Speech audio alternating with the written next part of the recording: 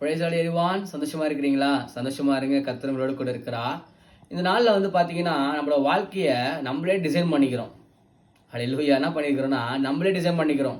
நம்ம இப்படி தான் இருக்கணும், நம்ம அப்படி தான் இருக்கணும், நம்ம இவங்கள மாதிரி இருக்கணும், நம்ம அவங்கள மாதிரி வளர்ந்துடணும், இவங்கள மாதிரி நம்ம இப்படியே இருக்கணும், பெரிய ஆள் ஆகணும், எல்லாமே செய்யணும்னு சொல்லிட்டு நம்ம என்ன பண்ணுறோன்னா நிறைய காரியங்களை யோசிச்சு நம்ம வாழ்க்கையை கடந்து போய் கொண்டிருக்கிறோம். வேதம் இப்படியாய் சொல்லுகிறது. பிரசங்கி 3ஆம் அதிகாரம் 14ஆம் வசனம் சொல்கிறது, தேவன் செய்வது எதுவோ அது என்றைக்கும் நிலைக்கும் என்று அறிவேன். அதனோடு ஒன்றும் கூட்டவும் கூடாது, அதில் இருந்து ஒன்றும் குறைக்கவும் கூடாது.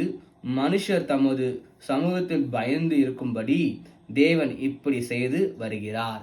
அல்லேலூயா. பாருங்க, கர்த்தர் சொல்லுகிறாரு, தேவன் செய்வது எதுவோ அது என்றைக்கும் நிலைக்கும் என்று அறிவேன். அல்லேலூயா. கர்த்தர் நம்ம வாழ்க்கையில என்னத்தை வைத்திருக்கிறாரோ அல்லேலூயா அதை பெர்ஃபெக்ட்டா செய்வார். அல்லேலூயா. நம்ம நினைச்சிருப்போம் இப்பயும் நம்ம நல்லா தான் இருக்கோம், இன்னும் நம்ம அப்படி ஆயிடலான்னு. எப்படின்னு நினைக்காதீங்க. ஆண்டவராக இயேசு கிறிஸ்து உங்க வாழ்க்கையை எப்படி வைக்கணுமோ அழகா உங்க வாழ்க்கை என்ன பண்ணுவாரு, வைப்பாரு. நம்ம துருன்னு போய் எந்த காரியம் நம்ம விலகக்கூடாது, யோசிக்க கூடாது. ஏசப்பா உங்க வாழ்க்கையில நல்ல ஒரு காரியங்களை வைத்து உங்களை மேன்மைப்படுத்துவார். கர்த்தருக்கு காத்திருங்க. கர்த்தர் உங்க வாழ்க்கையில பெரிய காரியங்களை செய்வார். ஆமென். Praise God.